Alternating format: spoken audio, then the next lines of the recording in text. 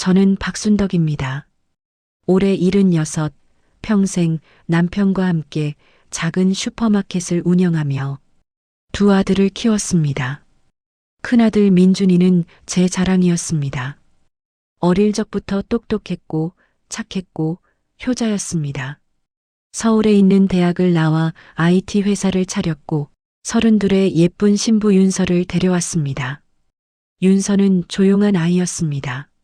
말이 많지 않았지만 늘 웃었고 명절 때마다 제일 먼저 와서 부엌일을 거들었습니다.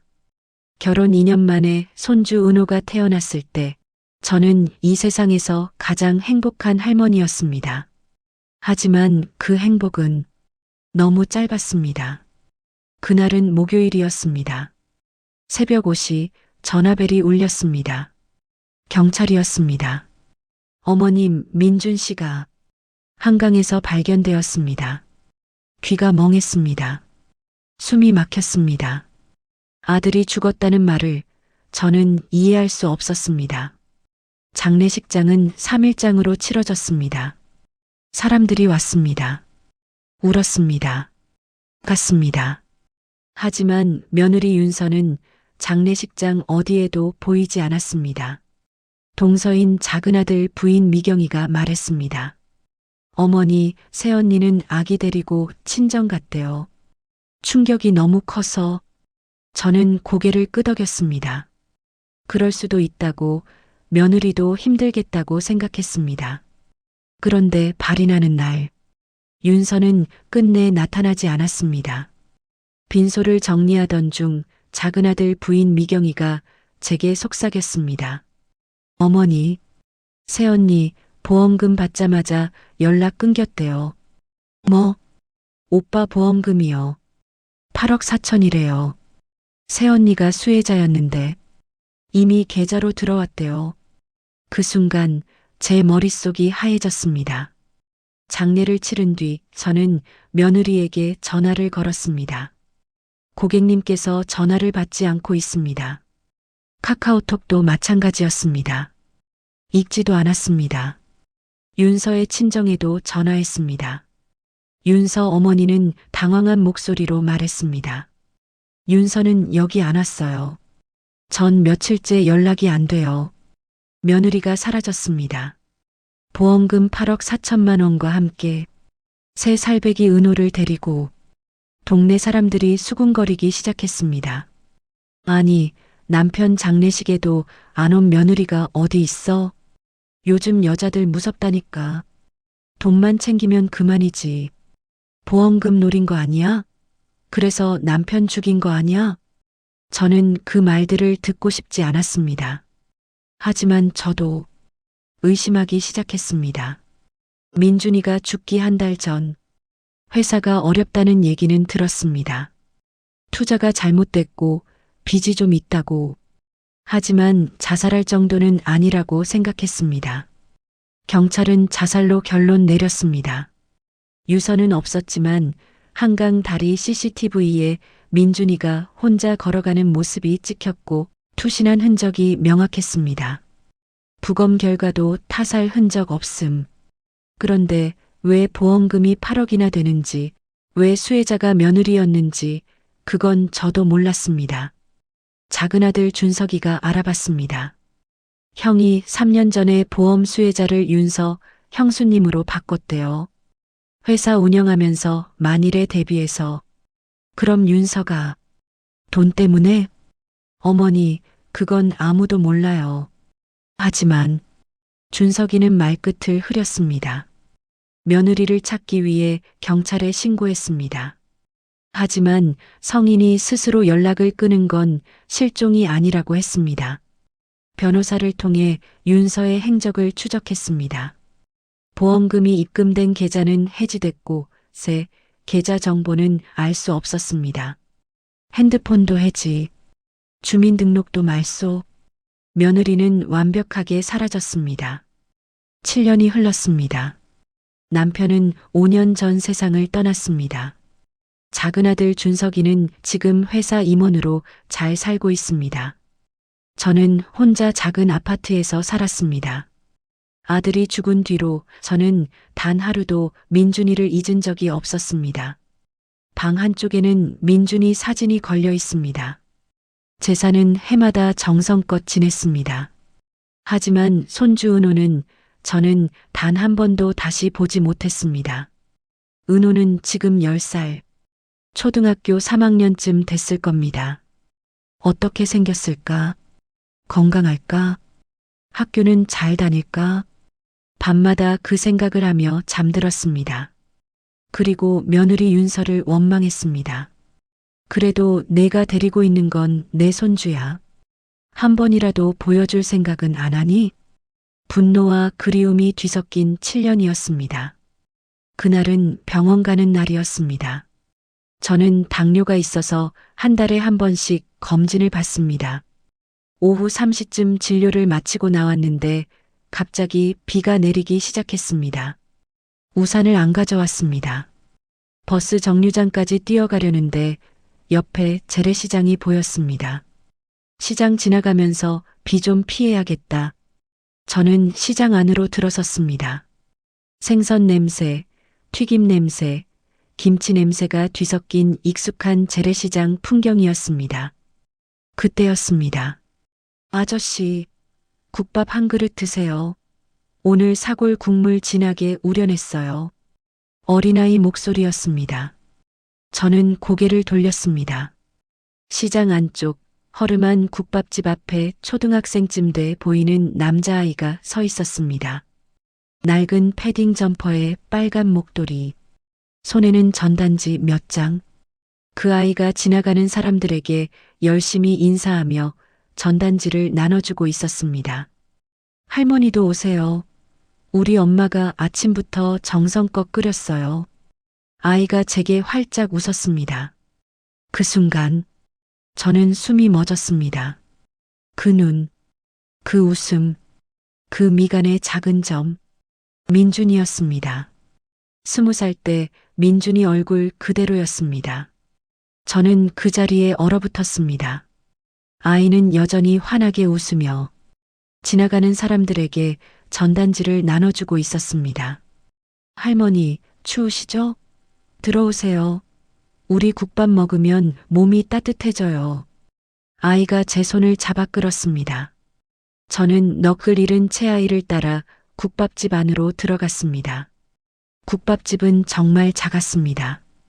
테이블 4개, 플라스틱 의자들, 벽에는 국밥 6,000원, 특국밥 7,000원이라고 손글씨로 쓴 메뉴판이 붙어 있었습니다. 주방 쪽에서 김이 모락모락 피어올랐고 구수한 국밥 냄새가 코를 찔렀습니다. 그리고 그곳에 앞치마를 두른 여자가 국자를 들고 서 있었습니다. 등을 보는 순간 저는 알았습니다. 윤서였습니다. 7년 전보다 훨씬 야윈 모습, 단발로 자른 머리, 거칠어진 손. 하지만 그 뒷모습은 제가 7년간 잊지 못한 며느리였습니다. 은호야, 또 밖에 나가 있었어? 춥잖아. 얼른 들어와서 손 녹여. 윤서가 돌아서며 말했습니다. 그리고 저와 눈이 마주쳤습니다. 윤서의 얼굴이 하얘졌습니다. 국자를 든 손이 떨렸습니다. 어머니. 목소리가 겨우 나왔습니다. 저는 아무 말도 할 수 없었습니다. 그저 윤서를 그리고 은호를 번갈아 봤습니다. 할머니, 여기 앉으세요. 제가 물 드릴게요. 은호가 제 손을 잡고 의자로 안내했습니다. 은호야. 그 이름을 부르는 순간 제 목소리가 떨렸습니다. 네, 할머니, 저 알아요? 은호가 고개를 갸웃거렸습니다. 저는 고개를 저었습니다. 말할 수 없었습니다. 윤서가 천천히 다가왔습니다. 앞치마를 만지작거리며 어찌할 바를 모르는 표정이었습니다. 어머니, 죄송합니다. 국밥 주세요. 저는 겨우 그 말만 했습니다. 윤서는 고개를 끄덕이고 주방으로 돌아갔습니다. 은호가 제 앞에 물컵을 놓았습니다. 할머니, 우리 국밥 맛있어요. 우리 엄마가 새벽 4시부터 일어나서 끓이거든요. 그래. 그렇구나. 저는 방학 때만 도와줘요. 학교 끝나면 숙제하고 와서 설거지도 하고요. 은호는 자랑스럽게 말했습니다. 건강해 보였습니다. 밝았습니다. 웃음이 많았습니다. 민준이 닮았습니다.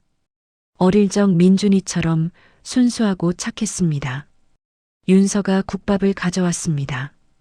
김이 모락모락 나는 뚝배기.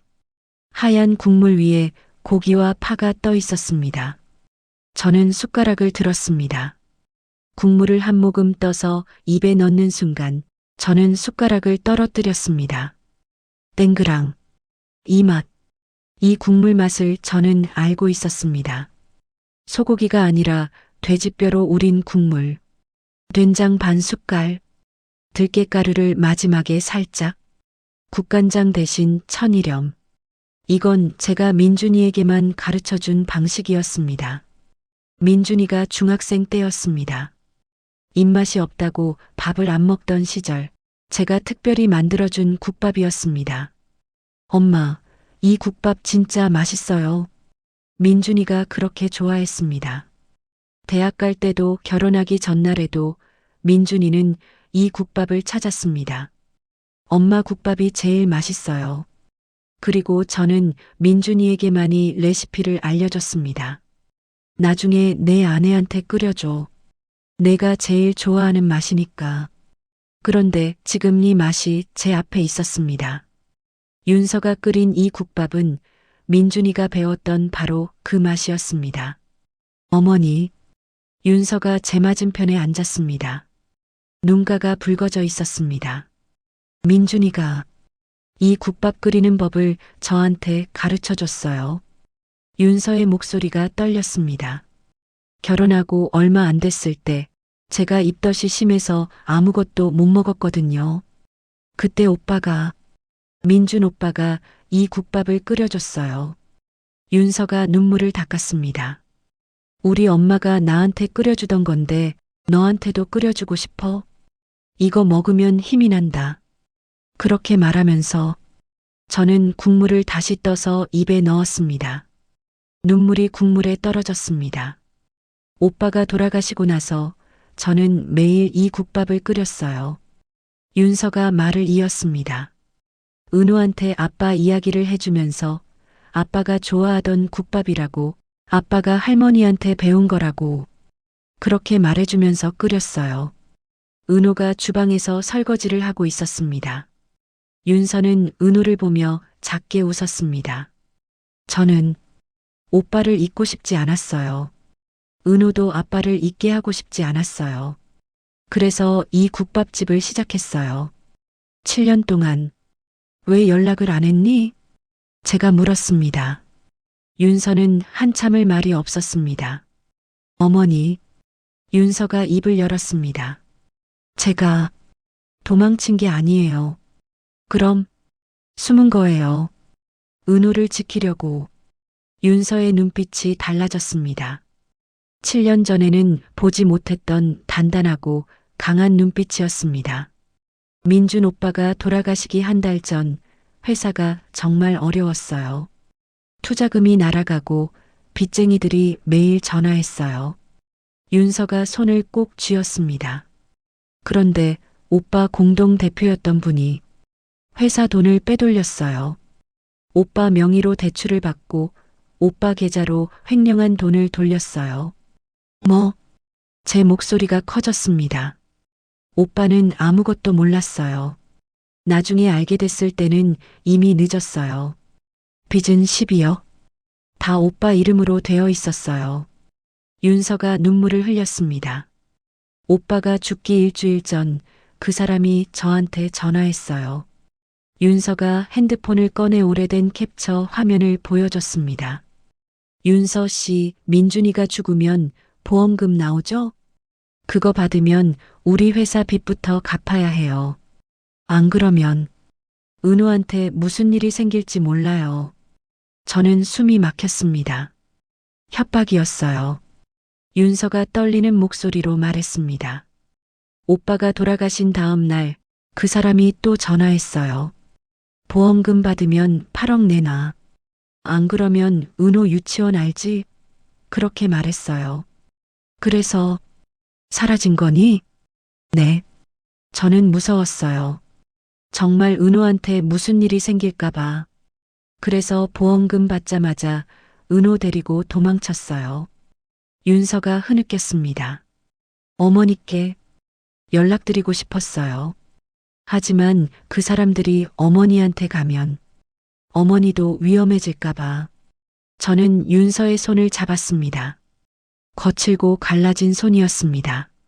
7년간 국밥을 끓이고 설거지를 하고 아이를 키우며 버틴 손이었습니다. 그 사람, 지금은 모르겠어요. 저는 이름도 바꾸고 주민등록도 옮기고 완전히 새 사람이 됐어요. 그렇게 숨어 살았어요. 보험금은 4억은 그 사람들한테 줬어요. 안 주면 정말 은호한테 해칠 것 같아서. 윤서가 고개를 떨궜습니다. 나머지 4억으로 이 국밥집 시작하고 은호 키우고 하루하루 버텼어요. 설거지를 마친 은호가 다가왔습니다. 엄마 울어?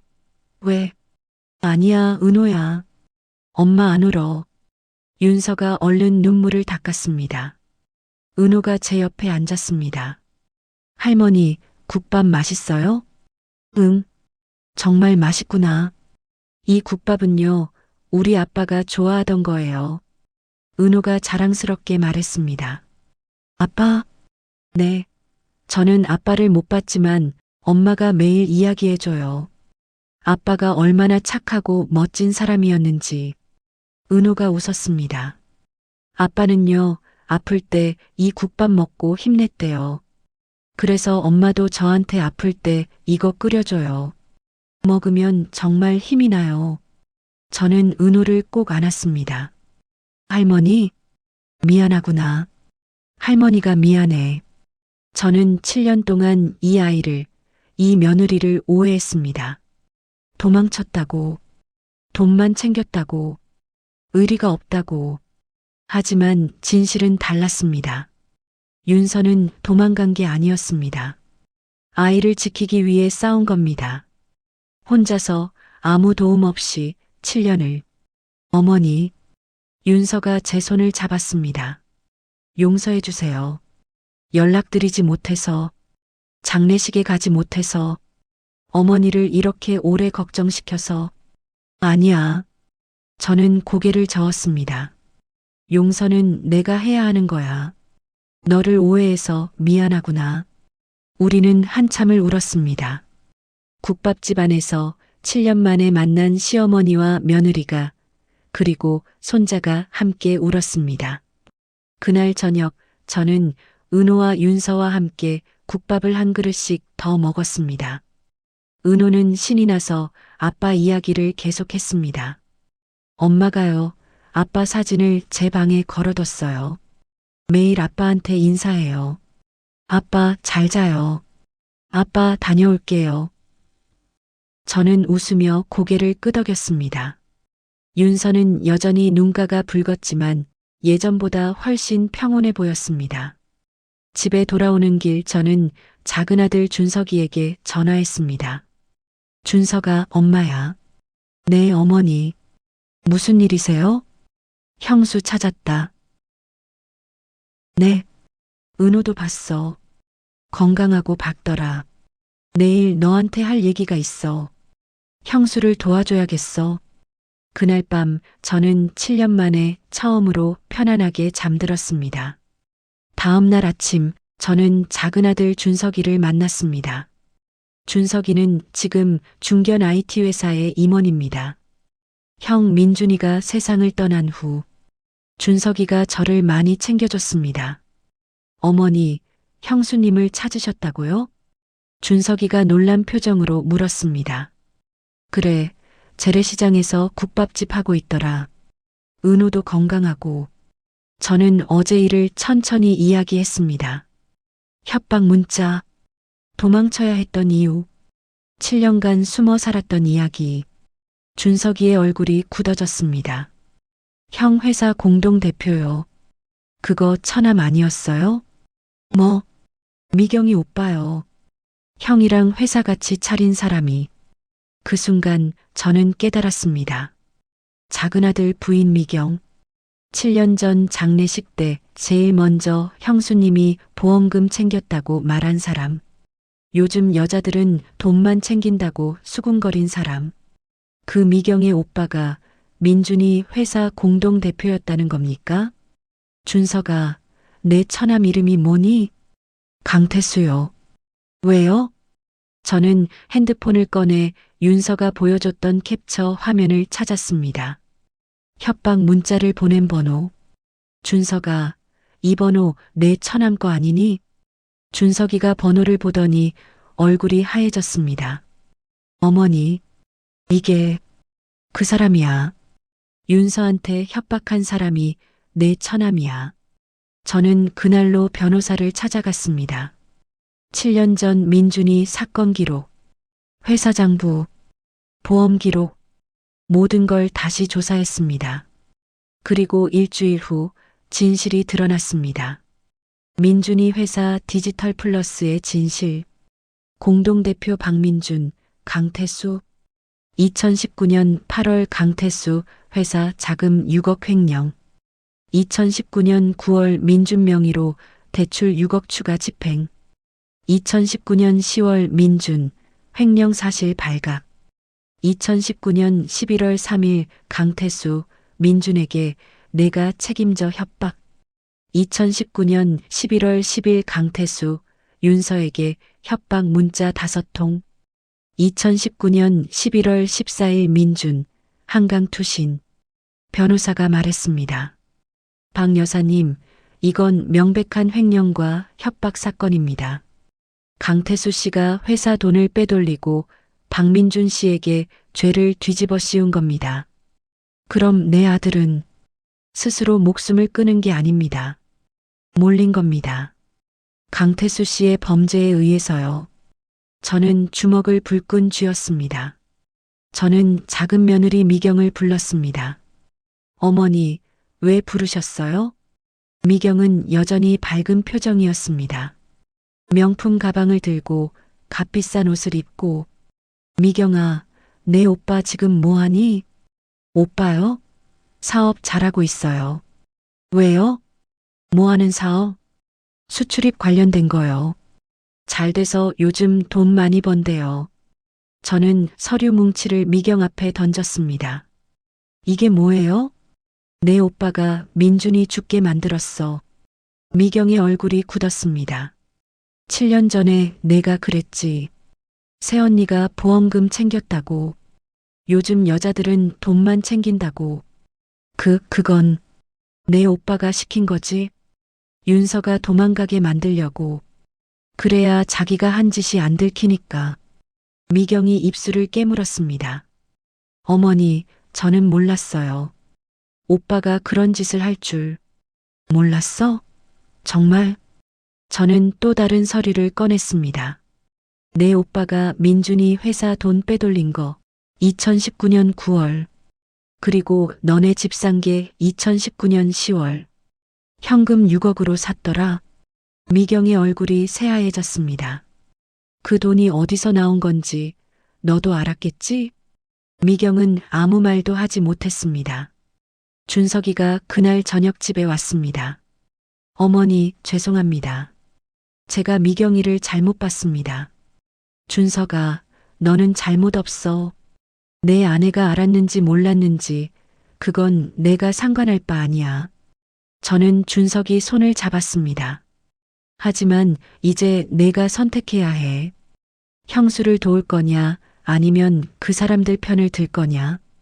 준석이는 고개를 숙였습니다. 저는 형수님을 돕겠습니다. 형을 위해서라도. 2025년 12월 강태수는 횡령, 사기, 협박 혐의로 검찰에 기소됐습니다. 재판은 빠르게 진행됐습니다. 증거는 명확했습니다. 회사 장부 조작 기록, 윤서에게 보낸 협박 문자, 민준명의 대출 서류 위조 흔적. 변호사가 말했습니다. 강태수 씨, 고인을 죽음으로 몰고 간 것에 대해 할 말씀 있으십니까? 강태수는 고개를 숙였습니다. 죄송합니다. 누구에게 죄송하신 겁니까? 박민준 씨와 유가족분들께. 재판장에는 윤서와 은호도 있었습니다. 은호는 엄마 손을 꼭 잡고 앉아 있었습니다. 저 사람이 누구예요? 은호가 작은 목소리로 물었습니다. 아빠를 힘들게 한 사람이야. 윤서가 대답했습니다. 판사가 판결을 선고했습니다. 피고인 강태수에게 징역 7년을 선고합니다. 재판이 끝난 후 우리는 법원 앞에 함께 서 있었습니다. 윤서가 하늘을 올려다봤습니다. 오빠, 이제 편히 쉬세요. 그 목소리에는 7년간의 고통과 그리고 이제야 찾은 평화가 담겨 있었습니다. 저는 윤서의 국밥집이 있는 재래시장 건물을 샀습니다. 정확히는 그 건물을 소유한 상인회와 협상해서 장기 임대 계약을 맺었습니다. 윤서의 국밥집 월세는 50만 원에서 10만 원으로 내렸습니다. 어머니, 이러시면 안 돼요. 윤서가 울먹였습니다. 괜찮아. 이건 내가 받아야 할 거야. 7년 동안 혼자 버틴 값이야. 저는 윤서를 안아줬습니다. 은호의 학원비도 제가 냈습니다. 할머니, 저 피아노 배우고 싶어요. 그래, 배워라. 할머니가 다 시켜줄게.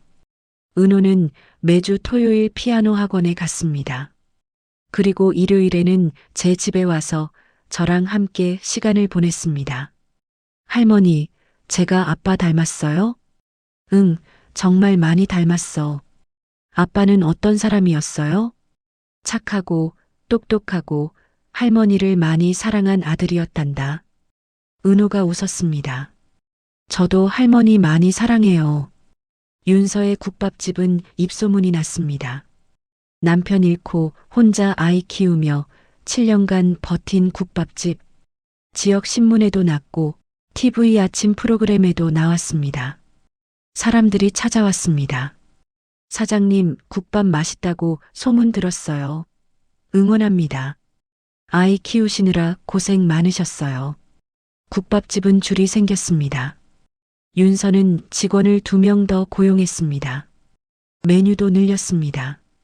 그래도 여전히 매일 새벽 4시에 일어나 민준이가 좋아하던 그 국밥을 끓였습니다.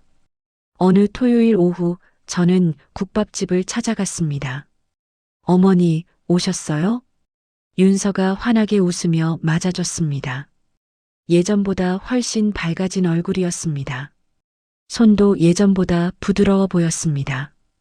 은호는 피아노 학원 갔어요. 조금 있으면 올 거예요. 저는 자리에 앉았습니다. 손님들이 가득했습니다. 모두 맛있게 국밥을 먹고 있었습니다. 윤서야. 네, 어머니. 고생 많았다. 윤서가 잠시 멈칫하더니 눈시울을 붉혔습니다. 아니에요, 어머니. 저는 그냥 엄마였을 뿐이에요. 은호를 지키는 게 제가 할 일이었어요. 너는 강한 엄마야. 어머니 때문에 더 강해졌어요. 어머니가 저를 믿어주셔서 이제는 떳떳하게 살 수 있어요. 11월 14일 민준이 기일이었습니다. 7년 만에 온 가족이 한자리에 모였습니다. 저, 윤서, 은호, 그리고 준석이. 미경은 오지 않았습니다. 준석이와 이혼 절차를 밟고 있었습니다. 제사상을 차렸습니다. 그리고 특별히 윤서가 끓인 국밥을 올렸습니다. 아빠, 제가 끓인 국밥이에요. 할머니한테 배운 대로 만들었어요. 은호가 아빠 사진에 대고 말했습니다. 아빠, 저 이제 피아노도 배워요. 할머니가 사주신 피아노로 매일 연습해요. 아빠, 저 학교에서 반장도 했어요. 아빠처럼 착하게 살려고 노력해요. 은호의 목소리가 떨렸습니다. 아빠, 보고 싶어요. 저는 은호를 안아줬습니다. 절을 하고 국밥을 나눠 먹었습니다. 민준이가 제일 좋아하던 국밥. 형, 잘 쉬고 있지? 준석이가 중얼거렸습니다. 형수님이랑 은호 잘 지키고 있어. 걱정하지 마. 우리는 한참을 앉아 있었습니다. 민준이 사진 앞에서 가족이 함께 2026년 윤서의 국밥집은 이제 시장에서 제일 유명한 집이 됐습니다. 윤서는 두 번째 가게도 열었습니다. 민준이네 국밥 2호점. 매출의 일부는 홀로 아이를 키우는 엄마들을 위한 장학금으로 기부했습니다. 은호는 중학생이 됐습니다. 키가 훌쩍 컸고 아빠를 점점 더 닮아갔습니다. 할머니, 저 나중에 크면 엄마처럼 착한 사람 도와주는 일하고 싶어요. 그래, 우리 은호 착하네. 아빠도 그런 사람이었죠? 응, 내 아빠는 정말 착한 사람이었어. 저는 지금도 매주 일요일 윤서의 국밥집에 갑니다. 그리고 민준이가 좋아하던 국밥을 먹습니다. 국물 한 모금 뜨며 저는 생각합니다. 민준아, 내가 남긴 사람들이 이렇게 잘 살고 있어. 내 아내는 정말 강한 사람이야. 내 아들은 정말 착한 아이야. 그러니 이제 편히 쉬렴. 어느 날 은호가 물었습니다. 할머니는 왜 우리를 도와주세요? 왜긴 왜야. 너희가 내 가족이니까. 엄마가 그러는데 처음에는 할머니가 엄마를 미워했대요. 저는 은호의 머리를 쓰다듬었습니다. 할머니가 어리석었어. 진실을 보지 못했지. 하지만 지금은 알아. 내 엄마가 얼마나 대단한 사람인지. 저도 알아요. 우리 엄마 최고예요. 은호가 환하게 웃었습니다. 그날 저녁 저는 집으로 돌아오는 길에 하늘을 올려다봤습니다. 별이 빛나고 있었습니다. 민준아, 할머니가 이제야 깨달았어. 사랑은 믿는 거구나. 사람은 끝까지 봐줘야 하는 거구나. 저는 천천히 집으로 걸어갔습니다. 가방 속에는 은호가 그려준 그림이 들어 있었습니다. 할머니, 엄마, 그리고 은호. 세 사람이 손을 잡고 웃고 있는 그림. 그 그림 위에 은호의 삐뚤삐뚤한 글씨로 이렇게 쓰여 있었습니다. 우리 가족, 영원히 사랑해요.